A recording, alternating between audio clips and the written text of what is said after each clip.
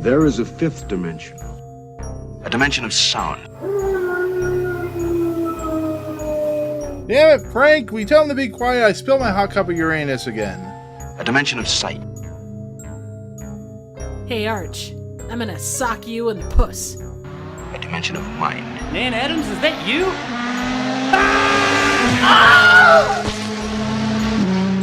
Next stop, the Twilight Zone. What's going on, everyone? Welcome back to the Fifth Dimension of Twilight Zone podcast. I am your host, Nick, as always. We're back once again to talk to Twilight Zone, Rod Serling's famous TV series that was influential about pretty much in every sci-fi aspect that wasn't Star Trek. We're here to talk the last episode of season 1, which is insane to think about because, we were talking before we recorded. We usually talk about 3 hours, I think, before we record, but we've been recording since August. And I remember when I started this podcast, I'm like, Triv, and I said this last week, this is going to be a long ass podcast. And she's like, yep. And then we kind of picked up along, a hitchhiker along the way, which of course was Jacob, who is the Nan Adams of the group. And here we're getting ready to talk about the last episode. The last episode of the pod or of the season. So, but as I came always onto do, the podcast to murder it. right. Run right over it. Yeah.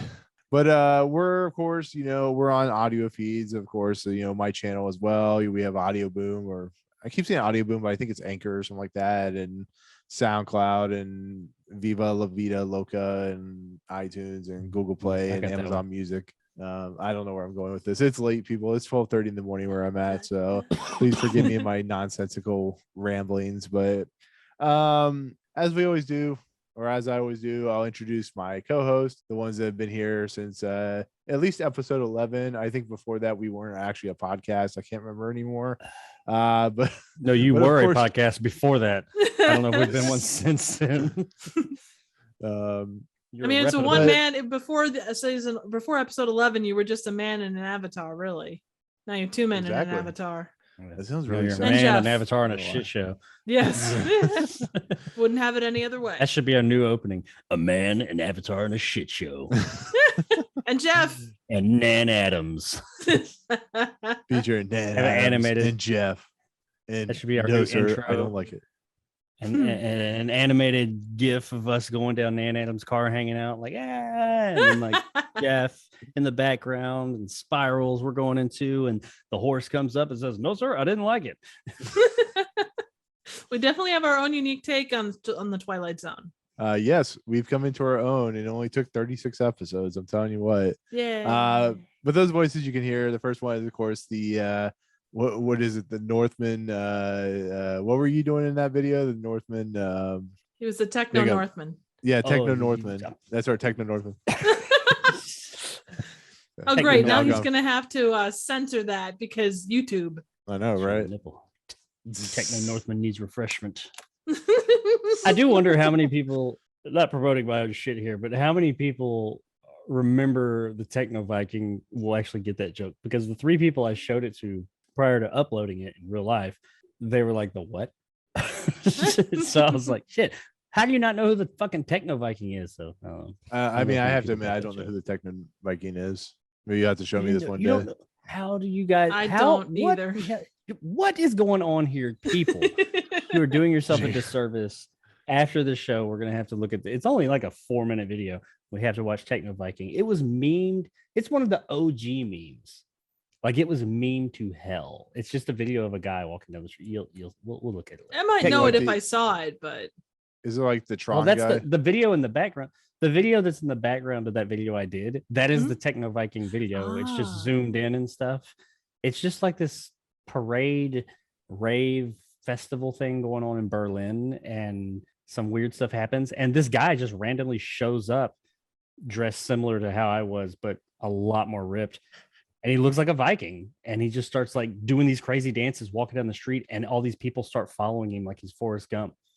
And they put this music to it, and they started adding all these things about like what he was saying, like, and somebody hands him a water bottle upside down, and he just takes it while he's walking, drinks it, and then hands it back off. And it's just kind of weird, but yeah, that's awesome. Good shit. Techno Viking. Good times. Good times. Wavy web So- surfer video on it too. With that background, how could he not? He's slaying left and right. So, Jacob, with that said, how are you doing tonight? We are, like I said, we're recording like 2 weeks in advance because I felt like it was a good time to record this last episode. But how's the future? How's everything in the future? Everything in the future is great. I think, yeah, everything's going great. My channel Yeah. is flourishing.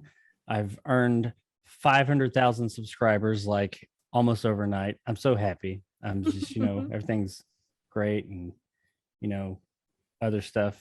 I have obscene thoughts going through my mind of things to say. I'm trying to keep it PG, but we were having some pretty saucy conversations before hitting record. So I'm trying to get out of that mindset because I'm trying to be as PG as possible here. There is Everything no I PG in try this and think of podcast saying anymore. is I was gonna say, since Everything- when have we been worried about that? everything that's coming to mind, though, is far beyond the stuff we've talked about on this podcast before. Trying to get in Twilight real- Zone mode here, 1960s wholesomeness. The real Yeah. question is, how about that Top Gun Maverick? Wasn't that good stuff? Yeah. Yeah, man. I saw that like a week ago. It was. Check out my review to get my thought. I can't describe to you guys how I felt about it right now. It's late, so check out my review. Tom Cruise really- did that thing in the place of the other thing, and it Yeah, was man, there were fabulous. There were jets, and Kenny Loggins songs. Maybe Yeah. definitely. There was an Yeah. explosion Good time. and an elephant. There were guns on top and Orgasmo guns. jets. So Are there? Yeah. Tom Cruise and Val Kilmer got it on. It's crazy. Holy shit. the sad thing is, the sad thing as of this recording is I've actually seen Top Gun Maverick. So I'm like, Yeah. should I say? I have All right. not, by the way. Nick, be as honest of with this me. recording. Be honest Nick, with be me. honest. Is there an Nick, elephant? as in always, be honest with me. there? Yes. What's up? Is there an elephant in there? I mean, they addressed the elephant in the room, so does that count? Damn it. No. Ooh. There go all my expectations. I'm gonna quit being a movie reviewer because without an Do they- elephant in Top Gun Maverick, what is the point? Well, they Do they need address their the own Gregory raccoon in the West. anus, though? No, probably not. If they're not addressing the elephant that's not in the room, how in the hell are they gonna address anal raccoons? I don't know.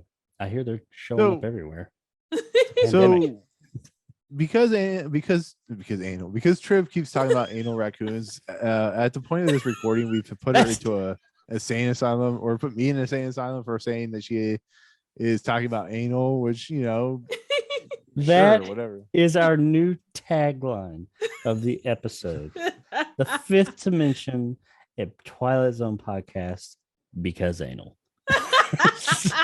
Get that shit on a t-shirt. That just Literally. if we ever start a channel specifically for this podcast, it's going to have like the banner, Twilight Zone fifth dimension, all that. It just on there somewhere has to say because anal, not because of, not because anal this, anal record, just because anal. Oh my god. You guys heard, people, you heard it here first. That's This was right. the genesis of the whole anal thing in the fifth dimension. At the signpost up ahead, the Twilight Zone, Because anal. because anal.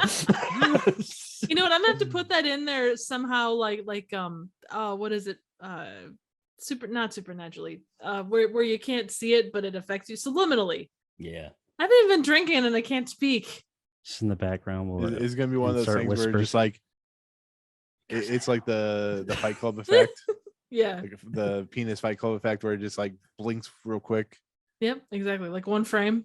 I Yeah, can do that. the little kids crying. I love it. We need to do that because anal and just You know, it's Have kind of that. ironic that I'm like the cleanest person of this entire group, but I've come up with like the most podcast worthy statements between Hot Cup of Uranus and because of anal, and like what happened to me.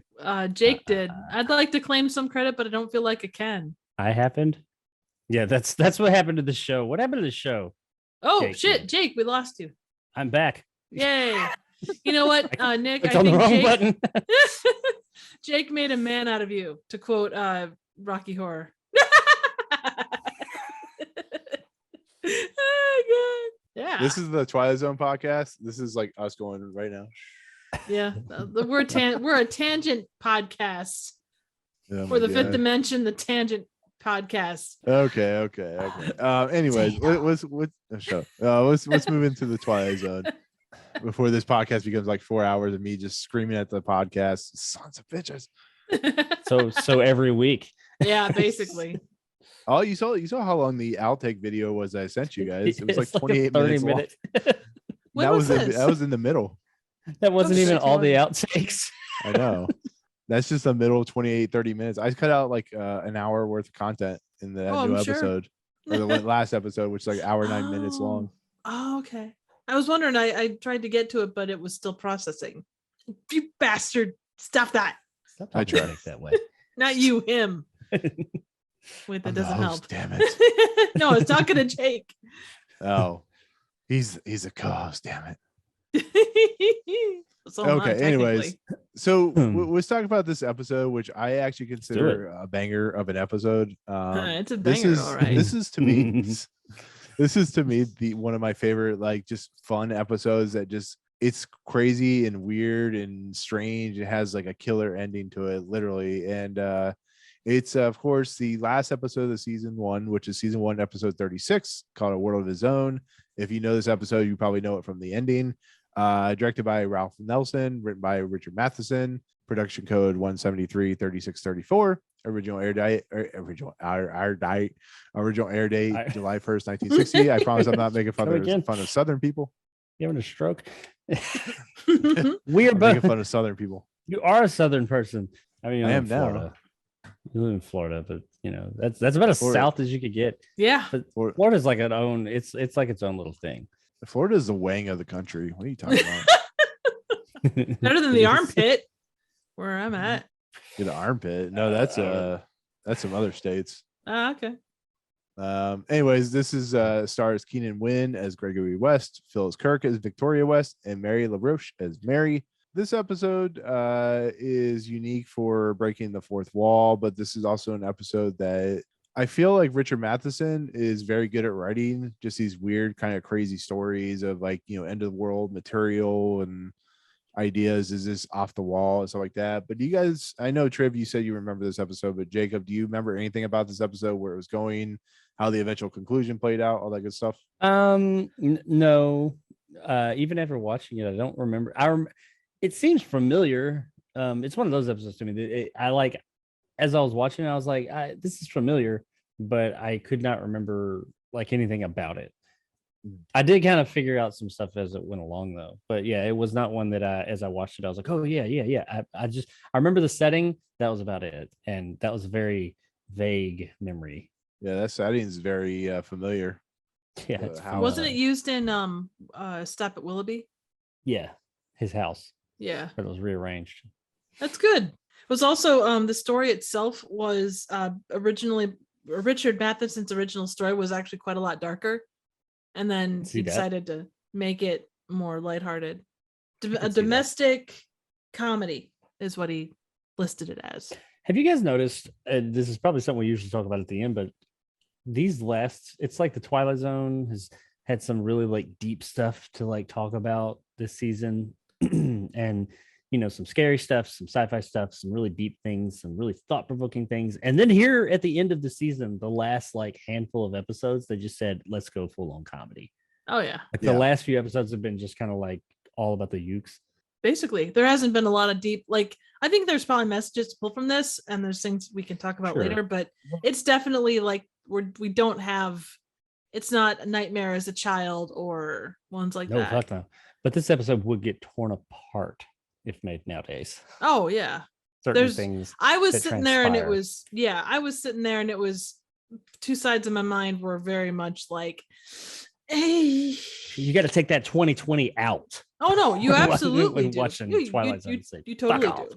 And I mean, I the thing is, the message there is, and I guess like I say, we talk about it later, but like the way that he is, like his ego and all that stuff does affect the kind of things that he makes, I think. Mhm. Like there was some Well- justification with what it was. I mean, the episode is also about the writer's mind and how it Oh, yeah. works. Like he goes on very much a tirade about the idea of characters coming to life, but it's a very 60s mindset, like you guys said, that we'll talk about. But the episode basically opens up with we're in Gregory West's home. He is having drinks with, or he's having conversation with this young woman named Mary. He's played by Mary LaRoche, and she brings him over like a martini.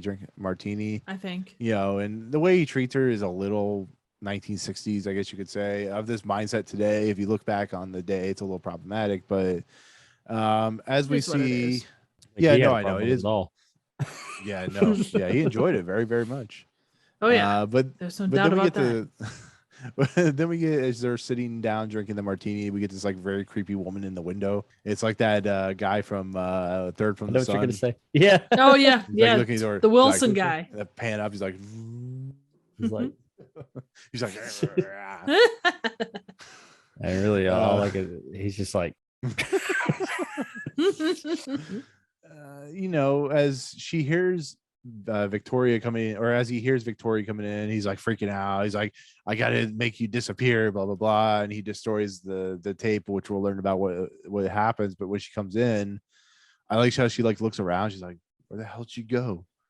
And she's trying to look for like a secret door. What's that? A secret door or secret wall or whatever. And we're not really sure. We forgot something. What's up? The opening. Oh yeah, I was gonna get to that here. In just a second. Oh, okay. I know. I promise I didn't. No, you're good. But she's looking around. She's confused. The whole episode is confusing up to this point. Like, where did she go? If you've seen this episode before, you know exactly what happens. But with that said, let's do opening narration. The home of Mr. Gregory West, one of America's most noted playwrights. The office of Mr. Gregory West. Mr. Gregory West, shy, quiet, and at the moment, very happy. Merry, warm, affectionate. And the final ingredient, Miss Gregory West. Creepy woman in the Love window. that part. Love that part. But That was a good part. And that's actually, for context, it actually ends when he says warm, affectionate, and then it shows the creeper at the window, and that's when he says, and the final ingredient, Miss Gregory West. I was like, oh. Hold my earrings. Some bitch is gonna shit. go throw down. it just be wild. Yeah, Except exactly. They disappear. So this episode is interesting because it definitely breaks really interesting Twilight Zone laws when it comes to creativity and its storytelling. It goes to fourth wall breaking and stuff like that. But this to me is a hugely different Twilight Zone episode that's still a Twilight Zone episode. There's things that happen in this with the fact of like the dictaphone as we Oh, see. you got it. I had it in my notes. Oh no, you think I would forget about the dictaphone? Oh, My notes say he's got a dictaphone. He's got a literally can use couple that. dictaphones. I know. Actually, He fun loves using thing that. on yes, he does. One fun thing on that was so he worked like he'd dictate and then his secretary would later transcribe it.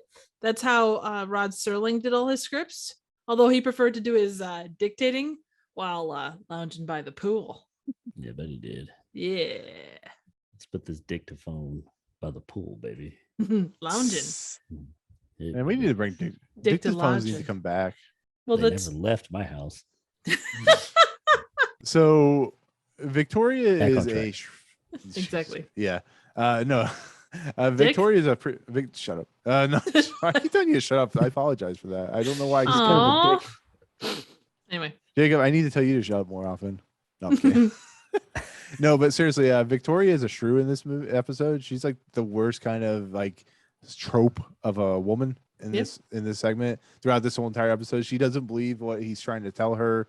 She's trying to put him in the nut house. She's trying to call. She's trying to steal the key, which in the 60s you do not do apparently. What ends up happening is Gregory tries to tell her that, about the whole story about how the characters that he was creating through using his dictaphone was coming to life and, they show up at his door and stuff like that, which I kind of question what he was doing to have him show up at his door. Like, is he swinging both ways? It just becomes like an exposition dump about like what exactly this story is going on, which I don't know if is something I truly love about the episode or if it's something that kind of falters the episode, because it's a lot of, it feels like a play. Like Jacob and Trev, you guys can attest to this.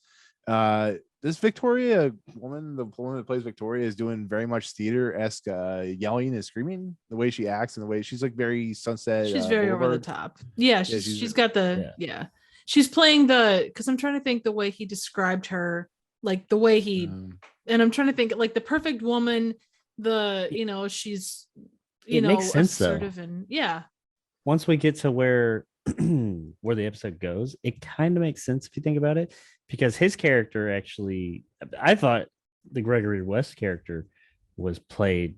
That was one of the things I noticed. I thought his performance was one of those really good Twilight Zone performances. Very natural. It was still that comedic kind of performance, but it wasn't like the like Jerry Lee Lewis kind of thing in those days. It was a natural comedic performance, and like little things he did and little quirks he had that I really liked. I was like, oh, that seems really natural. It's not as theatrical as some of the performances we've gotten. Hers was very much so, but we'll get there. But when we find out what we find out, if you think about it, it kind of makes sense. I thought the elephant's performance was quite natural too. Oh yeah, there was some natural stuff going on there for sure. Yeah. There's a funny story with that. Mm-hmm. But as Victoria's yelling at him, he explains how exactly this works, this universe that he lives in. So he can talk into his recorder, and he can, as long as he says it in a descriptive manner, the person will come to life. And then he shows that he can make people disappear. So he brings back Mary's character. Yeah, he uses the scissors because he walks around. And that's how he's just like, oh yeah, he keeps doing those. I thought he had like some magic multiverse scissors or something. I mean, they kind of are. His last thing was he brings Mary back, and she says, "Good afternoon, Mrs. West," and that's because he starts. He just starts describing her, and then she comes in through the front entrance, and she's like, actually, I feel kind of bad for this, this made up woman, because it's like, don't delete me again. Please don't do it. I hate when you keep doing this. It's like, man, that kind of sucks for her. She's this, what we learn is a creation, and he has to prove to her that, prove to Victoria that she's not real. So he shows how this effect works, where he's like, look, I have this recorder. I can take the piece out and cut it, which I don't know if it's just like he could just cut any piece out and then throw it into the fire. And then it has to be the piece that he described the person. Yeah. But how does he tell where he stop? I know it stop and it begins. Where does it stop? Like it just he just pulls randomly. With those dictaphones, I think you have to thread it. Like you have to thread the recording tape through. So like if you record just that bit, you could probably take it off of the spool and cut that, and that would be you just cut it a little bit wider than that, and that's probably how it does it. Yeah, either that or you have to tape it. It's pretty much like film. Yeah, back in the day, you had to tape it together or cut it and all that. It's the same thing, except you can't see it. But yeah, Triv's right. He would just like start a new recording. You'd see him over there like threading it on the spool before he get it started. So I guess he just took that whole beginning piece and said, well, go back a little bit. My question is this, which we've already given it away, right? Okay, so he throws that in the fire and the people disappear. So he destroys his creations. That's how he gets rid of them. My question is, what if he cut it off in the middle? I do think, generally speaking, like it's very specific the way that he describes her. If he didn't describe her in the same basic detail that he did every time, he probably wouldn't get the her that he knows. Yeah, because he talks about what how if he only cut half of it off?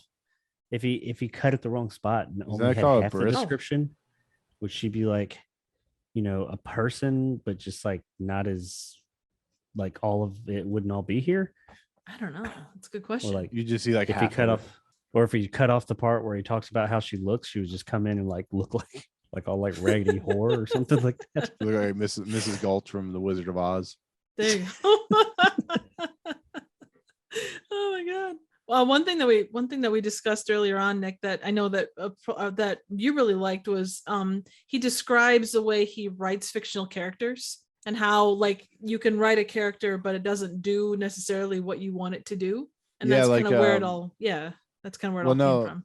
What I was gonna say is when I've written before, and even Stephen King talks about this, and other writers talk about this. You start getting so focused on what you're writing and what you're talking about that characters just seem to come out on like a life of their own, which is it's your brain just kind of working in weird ways. But it's kind of cool how that works. That's why, you know, some of the best characters are just kind of, they came out of nowhere, you know, that type of thing. But I mean, well, that's why most writers will tell you, like, the way that they build a character is they build the character first. That's why they have like these backgrounds and stuff. And a lot of this, like he's doing here, is they'll go in and they'll like say, okay, this person, they don't just say a guy who lives here.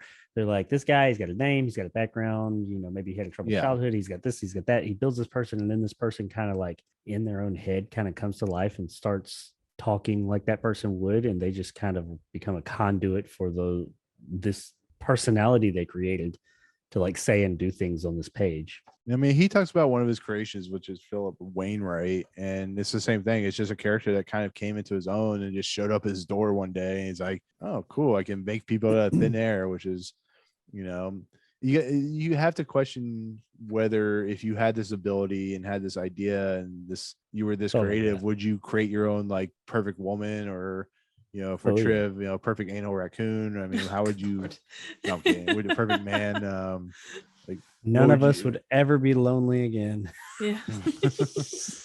But you think about over time, the chaser. Yeah, exactly. But I wonder too, like because they talk about Mary, how many times she's been created and destroyed. Like after a while, like how does she keep all of that? And I know that it's a philosophical question that we're never supposed to have answered because, you know, time and plot and all that stuff. But how does she keep all those things? You know, yeah, she has memories of it because she says don't do it again. So what does that do? Even though she's a made up person within this world, what does that do to a person? Is this like the early snap from Avengers? Like they just go to this like weird alternate reality, and that, or I was wondering, does she exist in his mind and all those memories go back into his mind? Like, and just thinking about this now, you could almost say, and I know it's probably not the place that Rod Serling was going with this, but you could almost claim like Adam and Eve, because they say that Eve was created from Adam. Yeah, broke them damn ribs. Yeah, exactly. It's in that way. I mean, we're talking about these people and worrying about them, but can we talk about the elephant in the room? I mean, that poor elephant. He's like, you think he's being all like hardcore. He's like, oh I'm in a fucking house. What's going on here? Freaking out. Poor thing. You know what that reminded me of? Have you ever seen the Hitchhiker's Guide to the Galaxy? Like with the whale and the bowl of petunias that are formed out of nothing by the Heart of Gold ship.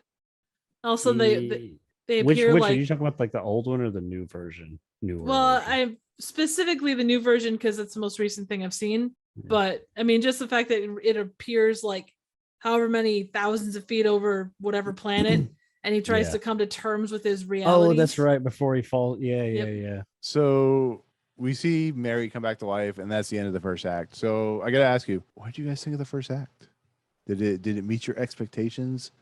Did you enjoy the dictaphone? Did you enjoy the woman in the window? What was your guys' overall take? In all honesty, what did you guys think? So I've seen this episode a ton, probably. If you didn't like it, you're wrong. No, I'm kidding.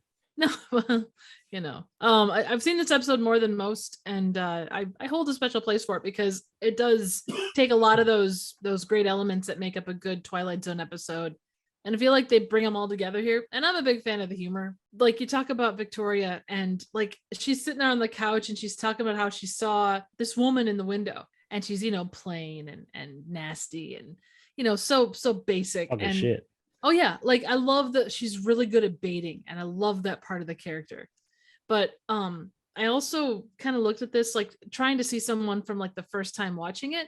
So like what would your thought process be? You know, obviously it's Twilight Zone, so you know that it's more than cheating, but what you see at the start is kind of cheating, and then it just kind of grows and changes from there. See, I've always been, this is just me, when it comes to TV series or movies, when they do stuff like this is when I am at my most interested in something, because it's unique, it's different, it doesn't do, again, it's very unconventional in its storytelling, and I like those things. This is why I enjoy this episode so much, for what it's worth. I don't know if we'll put this top 10, but I like the episode for the simple fact that it takes a narrative which is very, it could be controversial today, like Jacob said, but it does a very interesting kind of concept and idea with it, while still having some really interesting logical reasons behind the things that it does. But I don't know, when it does stuff like this, when it does like Who Shot Mr. Burns or something like that with The Simpsons, I love those episodes just for that reason, because they're so different and so off the wall. So that's just how I feel. Well, I can look at it kind of like someone who's never seen it. I have seen it, but like I said, I went in pretty blank. There's a familiarity to it, but that's about it. And I liked the first half of the episode. I kind of, as he went on, I didn't know specifically what was going on, but as it went on, I was like, yeah, okay. By the time we hit the break, the big thing that happened, well, the first big thing concerning his wife, I figured that, I was like, I've even got it in my notes here. I won't say what it is, but I was like, yeah, she's this. And I figured that was going to happen. Now, as the episode went on, and we'll get into this as well, I started to think, well, maybe she's not, but no, I did have that thought. And the first half of the episode is very like kind of goofy. It sets up some, looking back at it, you can see some of the themes they were talking about and stuff, and how some of it can be, have some honest discussions about it. It's not until the second half that some of the darker aspects, I think Triv had mentioned that originally this was a darker story. And I could see some of that, because there's some things that are done for laugh-ish, kind of laughy. But then you think about it, you're like, that could easily go dark. And some of the questions it raises are kind of dark. But then there's a lot of other stuff that comes up. And the reason I talk about it here, and I'm not going to specifically say what it is because it's all set up in the first act. And then the payoff is in the second act. And that's when you look back at the first act and go, oh, some of the stuff, there is a lot more to talk about here than you initially think on the surface. This seems kind of like a goofy, just fun, funny episode. But then you start like thinking about some of the stuff and some of the things he says, why he does the things he does, why he has done them, and all that. And some of the revelations he's had throughout his life concerning the situation. And it does get there. There's some deeper stuff going on here. So yeah, I guess long story short, I know, shocker me, I was liking the first half of this episode. Yeah, because actually, we'll go into the second act as we discuss this. But Victoria, of course, confronts Mary about Gregory and his charades. She accuses him of having an affair. Gregory's like, I'm not having an affair. In his own mind, he's not having an affair, but if you think about it, it is kind of an affair that he's having, whether he believes it or not. It's a mental affair. Yeah, emotional or something. He even says how lonely he is because he feels inadequate. Right, and this is after he puts the tape piece into the fire, and Mary disappears, like now that is Avengers character. That's one of those serious things I was talking about. Like the show glosses over it, and we kind of laugh about it, and it is played for laughs. But when he talks about the affair, or she talks about it, and he says, "No, I'm not having an affair," and it never. This is 1960 or 61. It obviously doesn't say the word sex, or if they have had sex or like sexual relations, but just having a concubine, if you will, another person there. He says, he leads us to believe it's just for someone to talk to that. But the question is like, when it comes to affairs, and this opens up a whole can of worms. When you talk about an affair, people typically think about a physical relationship, someone straying and having a sexual relationship with someone, and how that can break a relationship. That's bad. I mean, plenty of people have been there. I've been there at some point, not on the receiving the bad end of it, and having that happen. And it sucks, and it's hard to explain if you've never experienced it. But the worst kind of affair someone can have is this right here. What he's doing is a mentally deciding that you're willing to do it, even if you don't do it. Him deciding that, hey, I want to stray with this other person, even if they never had a physical relationship, making that decision in his head. It's done. The affair might as well have happened, because the damage is done. The emotional side of it for that relationship between he and his wife is broken. So that is people can go sleep with somebody, and that's hard to get over. That can be fixed. That was an act. That's something they did. They can do that, make mistakes, and still care about someone and come back. I hope that people could do that. But when you have that mental break, that mental disconnect with that person in the relationship, and you've made the decision, even if you don't do it, you've made the decision that I'm willing to do it, I'm willing to stray. That's the worst kind of affair. And that seems like what he's done. He made that decision, even though his circumstances, obviously, everybody doesn't have that kind of opportunity that he does, but still, he made that decision. He moved forward with it, even if there was no physical. I do think that was, like I said, deeper part of it all. That's the worst kind of affair right there. That's what Richard Matheson's known for doing. He's known for writing the really dark looks at the human, the soul of the human. I guess he wrote I Am Legend, right? Am I thinking of the right? I think guy? so. Yeah, he wrote. I mean, there's a book I was looking at, something called Wordcat. It says the Twilight and Other Zones, the Dark Worlds of Richard Matheson. And the guy, if you look at his bibliography, and I'm sorry I'm cutting you off, Trip, but It's all right. the guy he wrote about darkness of human nature. I mean, even when you look at this as a comedy episode, it's the same thing. It's like, look at what was happening with Neville's character in I Am Legend or the Omega Man. It's just there's so much darkness there. Like, this guy was experimenting on these vampirish creatures, and all they wanted to be was left alone. And it is who Richard Matheson was, and I find that kind of interesting. And same thing here, even though it's a comedic episode, it's very dark in its nature. So yeah. Absolutely. I was just gonna add that, and I know it's personal, I guess, look at him, but near the beginning she says something and he says, think of me instead. Throughout this entire thing, I mean, it is a matter of he has an ego and has what he thinks he wants, and he clearly has great skill, and I think he definitely plays into that, but yet when it comes down to standing up and talking to Victoria, obviously I guess she's not very easy to talk to, but he doesn't really stand up and take responsibility. He's like, oh well, this thing does this thing, and that's kind of all there is to it. It's not my fault, it just happens. Yeah, exactly. But and when she starts to defy his will, because she comes back early, and that's how he's caught, against his will, that does, you're so strong-willed that you overcame my control. Yeah, and when Victoria tries to leave, and he keeps her back from being able to leave with the elephant and stuff like that. It's just fucking the crazy. elephant in the room. Yeah, but then on her end too, I mean, the stuff is happening right in front of her face, and there's no comprehension, or she sees it, understands it, and then it goes away again. So there's that.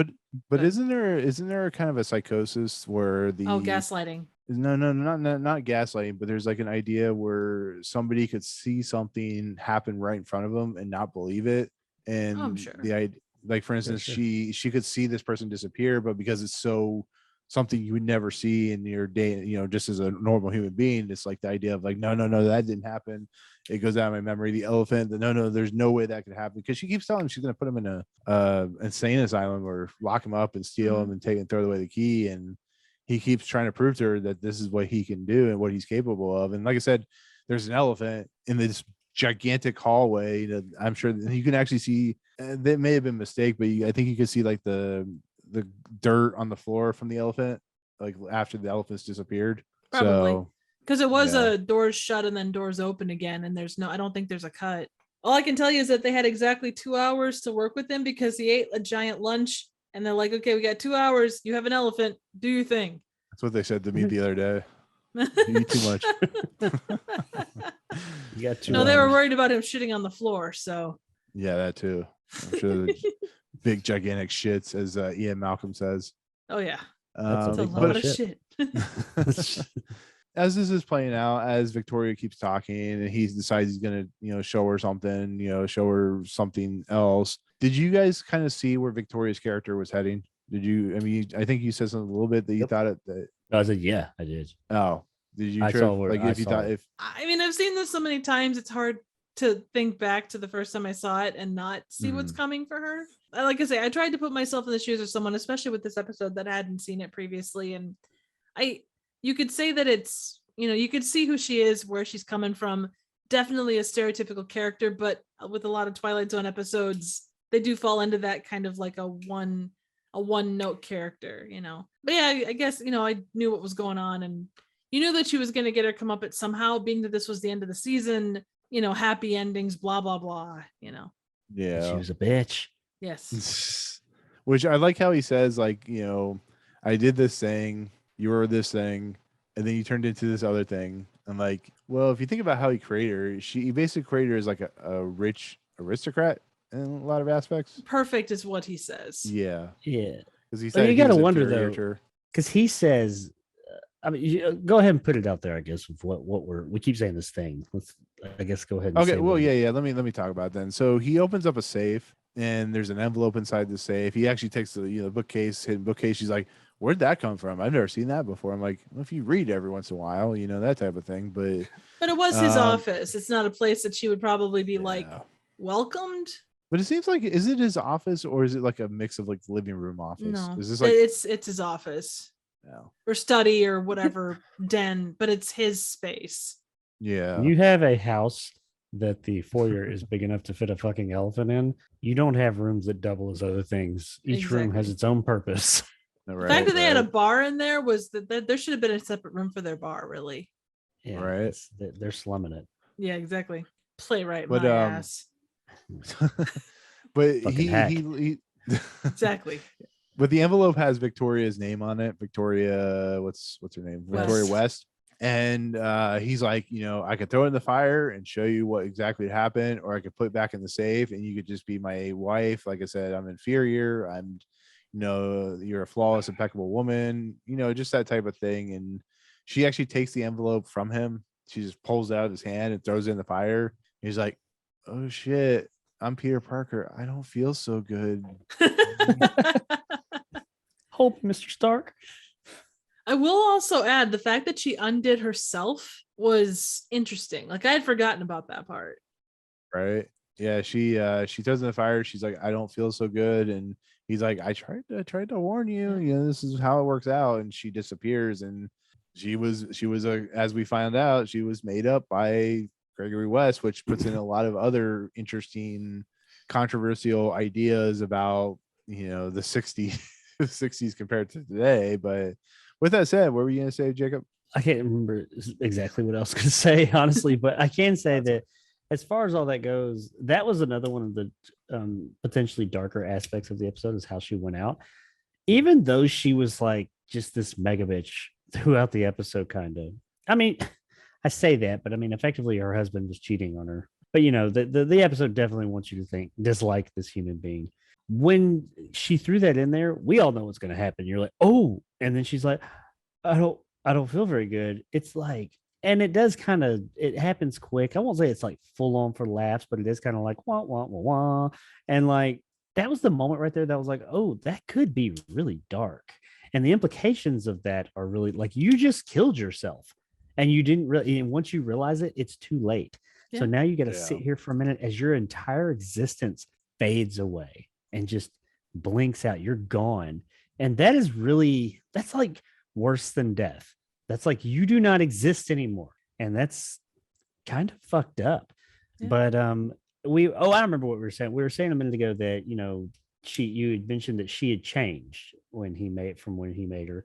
He made this perfect woman. He makes the assertion that, I made you this perfect woman. Why do you think you're with me? Look at me. He said, I made you this perfect person that I could never have because I thought at the time that's what I wanted. So one has to wonder, did she change or did he change? Because he clearly had a change of heart to a degree to where he started to say that, his younger self, I could see being like, yeah, I want Pamela Anderson, of that day and age. I want the hot chick who just like is all about being hot and being, what they considered hot back then and all that. And that's it. Superficial. I want that person. But you get everything else that comes with that. But when he was younger and he created her, that's, he wanted a trophy wife. That's what he got. Now he's like, I want something more. I want someone to talk to. I want someone to hold a conversation with that I have something in common. I want a relationship. He wants a soft woman though, too. He doesn't want someone that can challenge him in this respect. Yeah. And and that's another that's a 60s thing. That's not the point of what you're saying. I'm just yeah. And that does open up some things. There's that too. When he makes that comment, he's kind of like very controlling, and you've got that whole thing too. But that notwithstanding, right. No, I understand. He's decided I want someone who's more on my level. I want someone to have a meaningful relationship with that I can care about, not just a sex toy and someone, the hot trophy wife, honestly. I mean, that's what it is. Totally. And that makes me think, since she is a creation, I don't think she changed. I think that's how she always was, but he doesn't have an interest in that anymore. So since she's not being shown that interest anymore, being that type of person, she started to act out and what the hell and all that. And she's not getting the attention because that's not what he wants anymore. So I don't think she changed. I mean, who knows, but I don't think she changed. I think he changed, and he realized that. Go ahead. No, I was gonna say, she even says, "You don't mean you were telling the truth," and then she says, "You were right," and she cries and disappears, and as the flames consume the tape. But yeah, it's you may be right. Maybe she didn't know. Maybe they were always the same. He just wanted something more comfortable, I guess you could say. Which is not really. It's really messed up if you think about it. But I mean, it is the way it is. Humans. Two thoughts on the first one. It said at one point that she was able to defy his, like, not command, his will, I guess, because she came back early and caught them. That was kind of where the whole thing started. So she might not have changed per se, but there was definitely there was a change. She became not more real, but more in control of her own stuff. But on the other side, it's look at any relationship you've been in, like a normal relationship can fall apart because people grow and change, like you said. And I mean, this could be an allegory for that to some extent. You think you wanted this one type of person for the short term or for a certain amount of time, that was you. And then you realize that there's more out there, or that it's, your perspectives on things have changed. So, I mean, that's it could even be that possibility for her to defy him was always there, but before, that's what he wanted, or at least what he thought he wanted. So he was showing her that attention that she needs, that type of person that she needs. She was that center. Now she's not anymore. So that ability to defy him and get all jealous and come home early and all that was always there. It just wasn't needed. But once he started to stray and say, well, I'm not, this isn't what I want anymore, that's when it started coming out. And she's like, oh, hell no. But hey, you do make it. There is a good point. Even though I say all this, and that's kind of like, you look at it and you're like, okay, that's like showing a person grow and how they, wanted something at one point. Now they don't want that and want something more meaningful. He does make that assertion at that one point, or he drops that whole thing about how, like, you would have never defied me and now you defy me. I was like, damn, you just kind of went like evil villain, like in a couple of lines for just a second. There's that too. Yeah. And that may be a very 60s thing. We had this view of the 60s being, oppressed woman down and man, but I mean, it wasn't all like that. I mean, women did have a voice within their house a lot of the time. Oh no, I agree. And I don't think that that's the case. I don't think that they're meaning it. I think they're saying, like, he created these things and they were able, they became their own things. And with anything, look at any child, when they're small and they're they follow you, and then as they get older, they grow into their own beings. And I think sorry, go ahead. Yeah. No, I mean, to be fair, I mean, if we really want to get down to the nuts and bolts of this series at this point is still 50s mindset. It just takes place in 1960s. So, I mean, the 50s were definitely different than the 60s if you really think about it. But I'm sorry, what were you saying, Triv? Oh, that was just it. That, I mean, as things, as characters grow and change, like, I don't think that, and I don't know, maybe the way he designed Victoria, she was more likely to kind of adapt to her situation than Mary would be. Maybe given enough time, Mary would go that same route, not as much or not in the same way, but. And maybe it wasn't a submissive thing and wanting maybe on the surface he was saying, I want a submissive woman. But maybe what it was, he just wanted somebody who shared the same values as, and I'm not defending the guy. No. I don't think, no, definitely not. He may have just wanted someone who shared those values. Because if you share the same values with somebody, if you enjoy the time with them, you're going to agree more on things. You're going to effectively be, or at least seem submissive on both ends, because you enjoy that person and you want to, please them, make them happy and things like that. And it doesn't seem like Victoria wanted that anymore. And it doesn't seem like he wanted that anymore. Well, and I think too that, like you say, the way he described her to that mindset and to that era would make good sense. And I didn't mean to come off as like, I am woman, hear me roar by any stretch. No. He wanted, but yeah, exactly. He definitely had a type, And it's important with any relationship, be that friend, be that lover, whatever. It's important to have that bond. So, and Well, I mean- you could also look at, this thing, like I said, this episode on the surface seems like such a just kind of like straightforward, funny thing, but there's a lot of doors it opens up, whether they meant them to or not. I don't know, but it is what it is. You can look at the whole, as far as like her, like him, the controlling aspect of it. Like you mentioned it about kids, kind of like maybe he doesn't even view these creations as people. He may view them as his creations, so he doesn't view them as having. That's why he's kind of like, you defied me, because it's like, you are my creation. While he treats her like a person, he doesn't really view her as her own individual person. You're my creation. Yeah, you can do what you want, but if I say something, you're my creation. I own you. You're supposed to do that. And that might be talking to the whole male-female dynamic of that time period. Well, the 50s time period, at least up to that point. Maybe they were making some commentary on that to a degree. Well, he even they're not possessions. He even says, like, when he threw Mary into the fire for like the 97th time or whatever, he says, I uncreated her. Yeah, he's got a God complex to a degree, because he says that he cares about this person. There's another dynamic right there that I just thought of. I mean, he might be this crazy narcissist. It might not be like, definitely Victoria's not what he wants anymore. He may just want someone who's into him. And Victoria over time grew away from him, and then he created this woman who is more into him now. But what happens when she's like, okay, maybe you're just not that interesting, Greg. Well, that's the thing. Like, before we get into the actual closing, and we'll talk about that.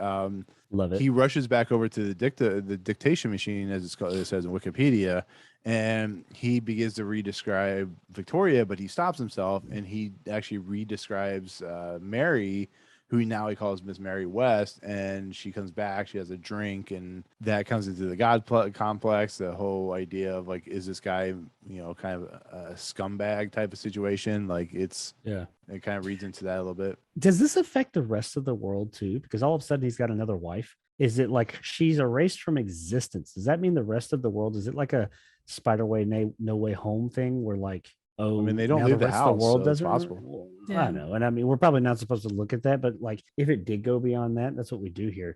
Does the rest of the world forget about Victoria and just all of a sudden have this history that they remember about Mary now? I mean, how does that work? I don't think we're supposed to think that much about it. I did not expect this to open up so many interesting doors. I did not expect that, but I'm liking this. I told you, on the surface, it seems like a harmless episode, but there's like just all this subtext, whether it's intentional or not. It's things that I saw. And I mean, obviously, you guys did too. I would also add that, like, so, and I'm not going to my mind, it was indicative of how he really felt about Victoria. When he rushes over there to start remaking her, he could have, in theory, softened her a bit. If it was something that, if he truly loved her, he could have been like, okay, so I want someone that is, strong and, like the perfect woman, but also has a softer side. There's ways, as a playwright, you can describe a character as in depth as you want. Yeah. And he didn't. He didn't choose that. But he also, if you notice, his attitude of it wasn't, oh my God, she's gone. He was just like, God damn it, Victoria. Yeah, exactly. Go over here, and I gotta go fucking do this. Okay, Victoria West, she come. I don't really want that bitch here. Yeah, exactly. He's not heartbroken or upset about it. He's irritated. He's annoyed that his creation, his child, did this thing to him, and he's like, fucking asshole. Well, I mean, he could be like Jack Nicholson and go As Good as It Gets. How do you write women so well? I think of a man and I take away reason and accountability. Okay, so that's an interesting discussion. I didn't realize we'd go there, but I'm glad we did. I want to play this out, the closing narration, kind of in a different way than we usually do. Jacob, I want you to start reading Rod Serling's lines. So like the actual okay, so this is what happens. So as they're sitting on the couch, Gregory and Mary, we shoot over to Rod Serling, who he's for not the wearing first a tie. time, what's that? He's like, he looks like Al Pacino in The Godfather a little bit. Yeah, but he starts talking. So he starts talking. Go ahead and read the dialogue. What he says, Jacob. He says, We hope you enjoyed tonight's romantic story on the Twilight Zone. At the same time, we want you to realize that it was, of course, purely fictional. In real life, such ridiculous nonsense could never. Rod, you shouldn't. And he walks over to the safe, pulls out a tape marked Rod Serling, and then he says, I mean, you shouldn't say such things as nonsense. They're nonsense and ridiculous. And then he throws the thing in the envelope in the fire. And what does Rod Serling say? Well, that's the way it goes. And then he disappears.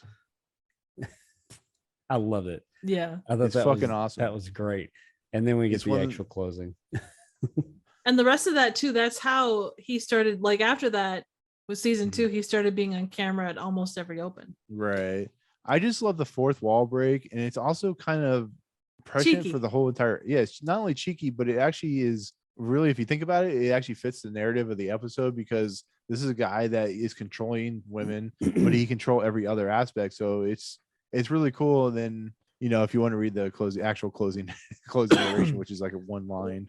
But it plays in too. I loved it. Yeah, it does. But I also liked how when he pulled out, he tells Rod, you shouldn't. And he goes to the safe and pulls out Rod's envelope that says Rod Serling on it. The tape that's in there, like this shows, Mary's tape was like this long.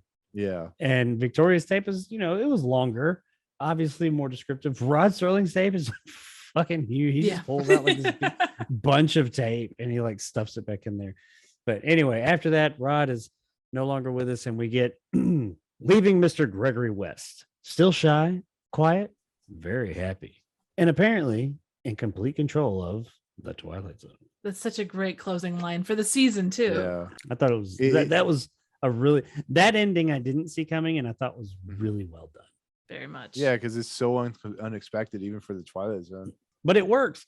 It's just it's a very Twilight Zone ending, but being very fourth wall breaking. I think that's the first time they've broken the fourth wall like that. It'd be one of the first if it's not the first. Yeah. I mean, they do it in To Serve Man. I think they break the fourth wall. I mean, so far it's the first time. Yeah. No, I'm just trying to think of if there's. There wasn't anything in escape clause, was there? No. Definitely to this extent. Yeah. Yeah. Oh no, 100%. Yeah, this is a rare thing. And it doesn't actually happen again outside of him just talking on screen. This particular style of ending doesn't happen ever again in the Twilight Zone. Well, I loved it.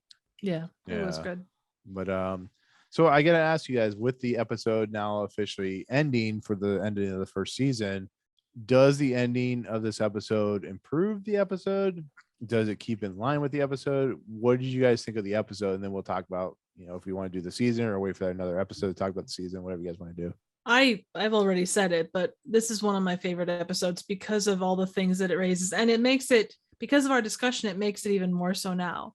I think it has all of the great things that makes a really, really, really good Twilight Zone episode. And the ending is just kind of the cherry on top. It's so good. I think it's a really good episode. I really enjoyed it. I don't know if we were supposed to read into as much stuff as we did, but I do think either way we did. And I think that it's really neat how this fairly unassuming episode that was still entertaining, like on the surface, this episode it's an entertaining episode. It's not like just on the surface, like, oh, it's the greatest episode ever, but it was a really entertaining one. I was never bored. I had a good time with it. Moved at a good clip, and it had, that perfect little Twilight Zone twist, interesting thing going on. And but given all the stuff, all the places that it leads to that you just don't expect once you start talking with two people on the internet about it, that makes it even that much better for me. I really enjoyed it. I really like the characters, even the ones I didn't like. And the ending, I ain't gonna lie, the ending did make it better for me. The whole Rod Serling ending. The actual end prior to that, where the wife, is actually, like I said, I picked up on that before the break. I thought, I even have it right here. I said the wife is a character, I bet. That was right after I put, he's got a dictaphone. But proper follow-up. Yeah. So yeah, I knew that wasn't a big surprise. How the dark implications were, but I thought that whole fourth wall breaking Rod Serling part, though, was a great end, not only to this episode, but to the season. I thought that was just awesome that they did that for the end of the season. That really gave the end of the show, the end of the season. It wasn't just another episode. It was just something a little bit more. to give the season that nice little something, which that really, I reviewed another show today that's not out. That review's not out. Well, it is by the time this comes out. That was the final of a season, and that was one of my complaints about it. Is it was fine, but it just didn't seem like it didn't have that thing. That's something that said, yeah, that was that's the end of the season right there. That was awesome. Anticlimactic is what you're looking for. Yeah, I mean, to a degree. And what I expected here was just another Twilight Zone episode, which would have been fine. That was what was expected. Twilight Zone is an anthology series, so I'm not expecting any like big thing. But they gave us that. They gave us that little connective tissue to like that Rod Serling character, if you will, that we get in every episode, even if it is just in voiceover, and to the actual show. And I really liked it. The Rod Serling thing in the end. Definitely, it knocked this up a few notches for me. It added to it, even though I look at it as kind of like the end to the season, less an end to the episode, more to the season. It's a part of this episode, so that means it elevated this episode for me. So I did. Yeah. I really enjoyed it. Is this top 10? I don't know. We'll see when we look at it, but I did really enjoy this episode, and I'd be willing to watch it again. Yeah, if I were to talk, this is an episode that it clearly was aimed to be a season finale episode. Which just its closing alone, just how it's so different and unique, and it allows to be exciting. It allows you to want to anticipate what's going to happen the next season. What are they going to come up with their different tales and stuff like that? So I think it really hit it out of the park. I don't know.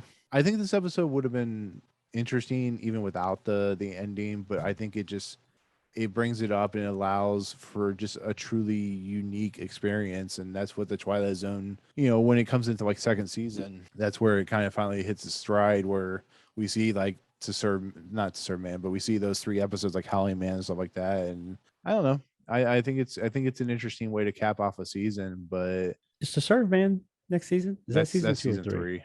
Yeah, season 3. What about the one? And I know we're getting off here. The plastic surgery one.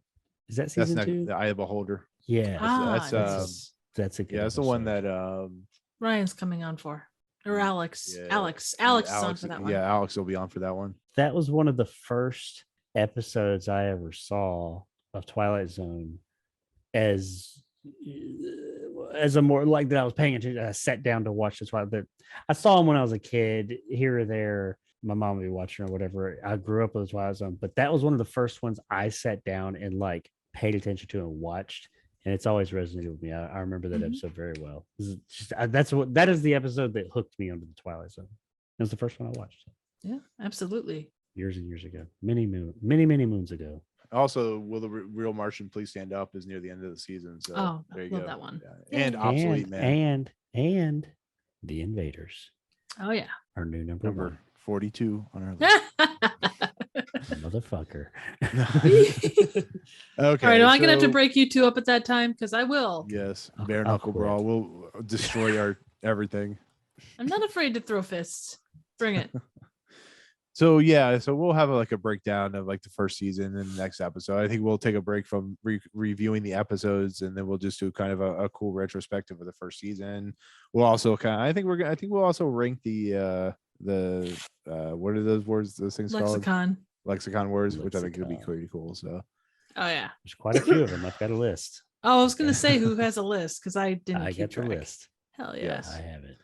Yay. Okay, so with that said, let's move on to the Twilight Zone list, the list that nobody can create because it is perfect in every form or fashion, whether Jacob believes it or not. Where do you guys want to put this? With it, man. Where do you guys want to put this?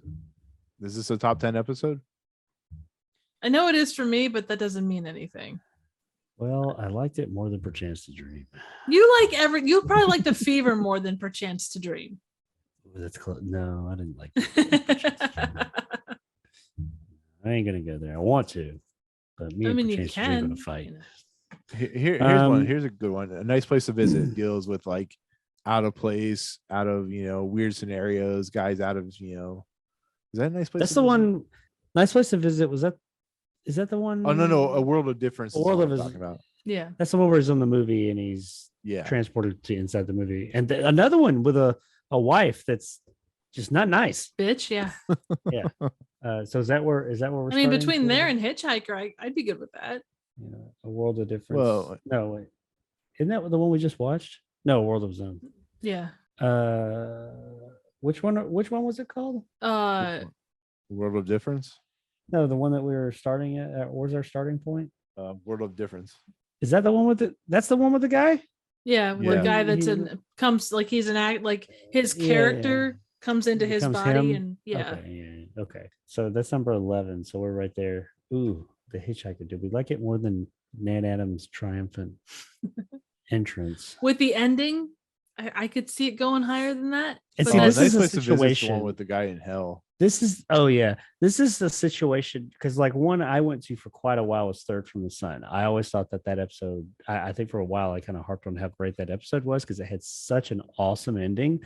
But then I had to come to terms with the fact that the rest of the episode was just kind of fine. Yeah. And it's not just the ending. I will say this one is a little different where it has a banger ass ending, but the whole episode was pretty good too. I was entertained throughout as well. So yeah.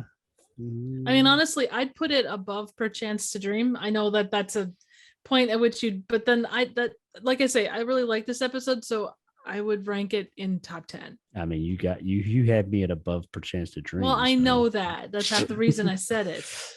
But again, is this episode better than the Hitchhiker? I like the Hitchhiker, but I love this one, so I'm biased. I'm taking myself out of the equation between you two. I mean, in all honesty, I will sit here and say what I always say when I can't figure it out is which one would I rather watch again? I like the Hitchhiker, no lie, but this one, I'd probably pick this one. This one was more entertaining, more snappy. So I would probably go with this over the Hitchhiker, honestly.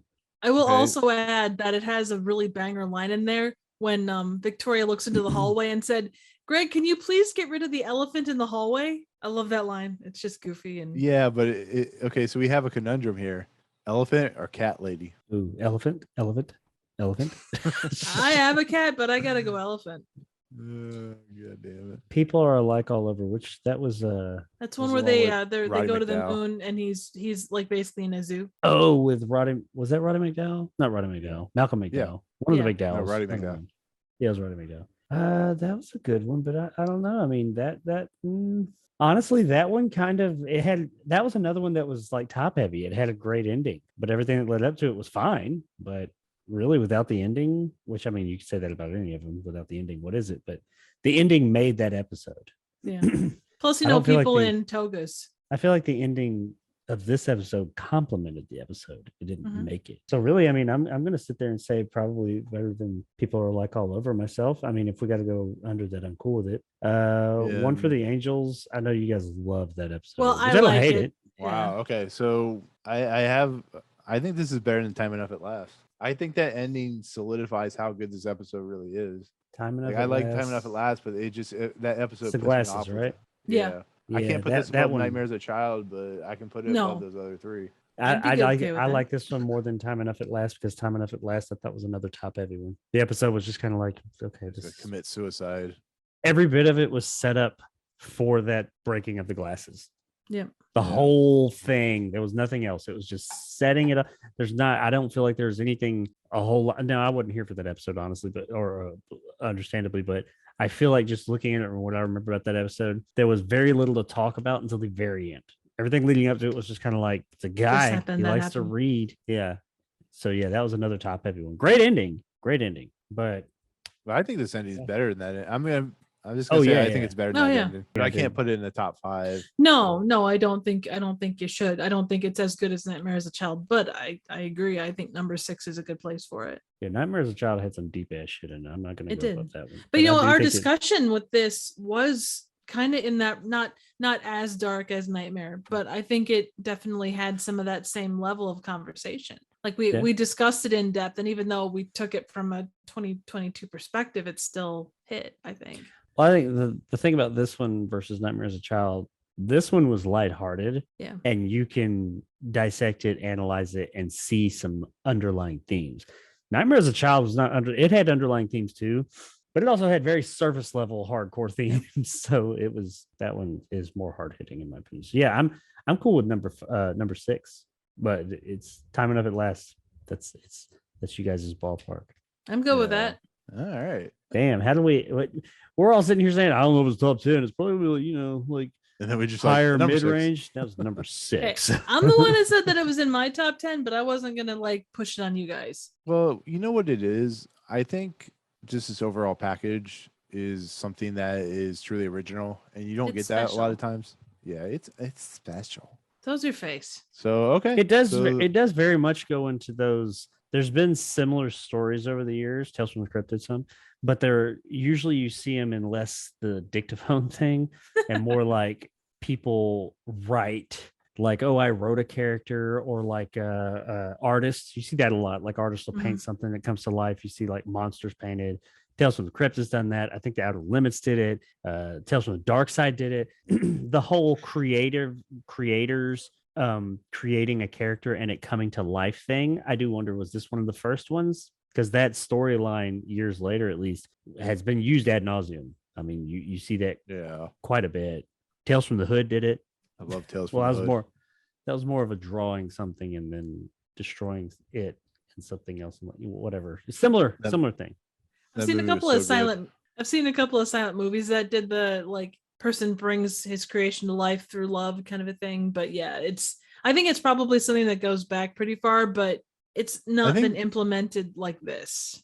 I think because this well, I'm assuming this TV series was pretty popular back in this day, or it wouldn't have had 5 seasons, but I'm assuming this brought it out into the light to a much more populous type of thing. Well, when they shot all these, I mean, many of these, when they made this episode, they probably didn't know how popular the show was going to be. I don't know. By the time they were shooting this one, was the show already out at that point?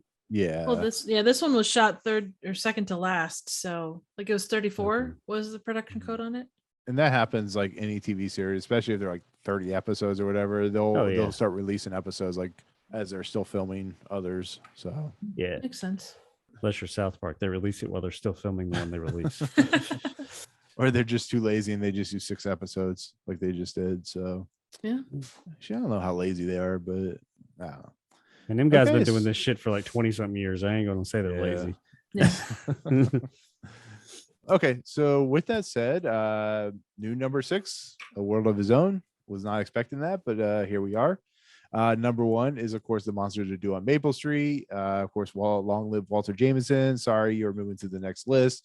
Join the other crappy episodes that we've talked about. And so number 36 will be The Fever. Number 1 is Monsters Are Due on Maple Street. And guys, we've done it. We are officially at the end of the first season of the Twilight Zone. I haven't done a podcast that's lasted this long, to be fairly honest. I don't think I have. We're happy to be alongside with you, man. Yeah. So I think my podcast I did a year or so ago only made it up to like right under 30 or right at 30. So this is the longest.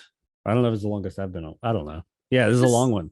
This is the first podcast I've been on. So it's the longest one you've done. Yes.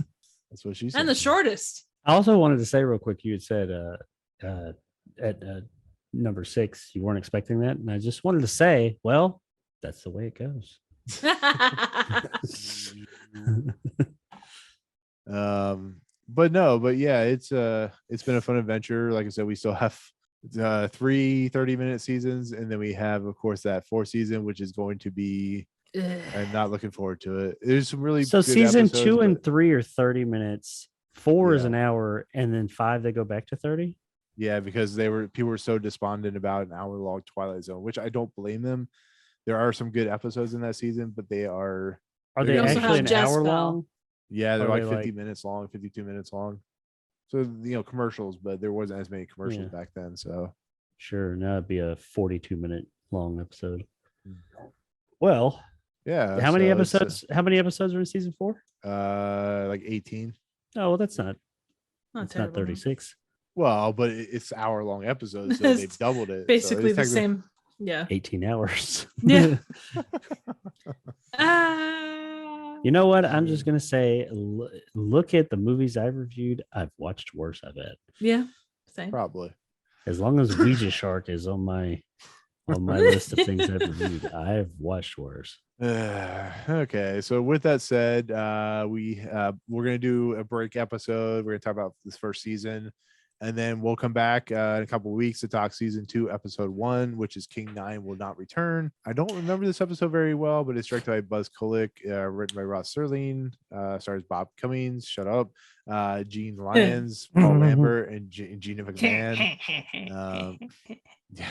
This feels like a very first, if I'm reading this properly, this feels like a very first episode of a season type of episode. So we'll look forward to that. We'll decide on what we're going to do for our, episode after this episode, but we'll have some kind of tweet put out for it, I think.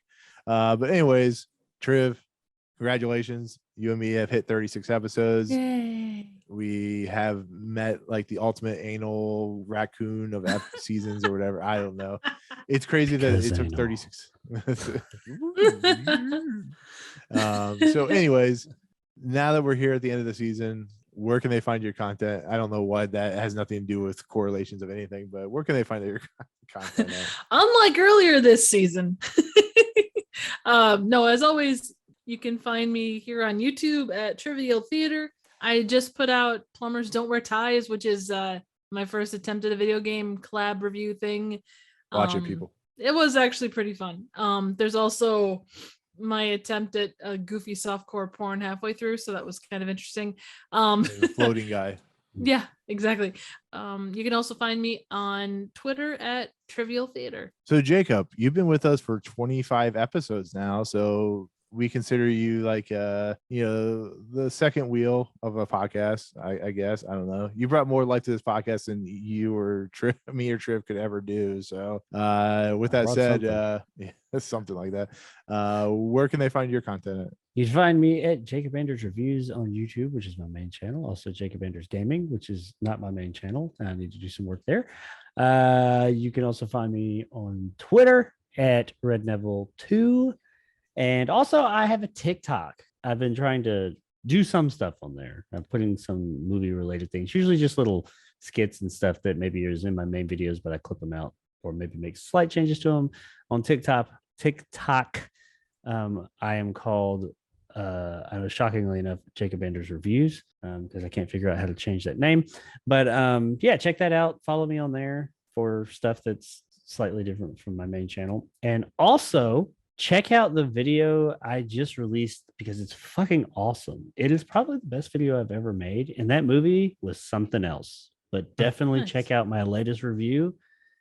It's, man, possibly my best work. What is it called? What movie is it for? That movie. That one. Yeah, that one. That one was a total banger. I don't want to ruin the suspense. Laughed, I cried, I hurled. Yeah, it's great. Here's a cup. It's got the Scooby-Doo ending. If you spew in this. Yes. But yeah, it's a great review. It's a great video. Hey. So thanks. So yeah, check it out. Okay. And you can reach me at Movie Emporium, where I have all my content, all the YouTube videos of this podcast, which we've been running 36 episodes now. You can also find whatever I've worked on at the time. I have a couple videos I've posted as of this recording of this video when it shows up. But with that said, we're gonna close it out for season 1 until we do kind of a little thing video that we do at the end of the season or something like that. But for myself, Triv, and Jacob, we'll see you guys next time in the 5th dimension, the Twilight Zone. Peace out. See you in season 2.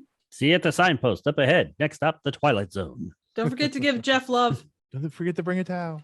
We're talking about porn. exposition. I've been mimicking this episode. I've been in a world of my own, world of his own. Yeah, I'd say so. I've always been like that. A whole So new world, a new fantastic point of view. No one to tell us no. Yeah, at least we can go at the end. Yeah. Come on, keep singing. No. You've ruined it. No. You ruined it. Fuck off. Do it. Do it. No. Do it. No. Do it. Do it real No. good. Do it real good.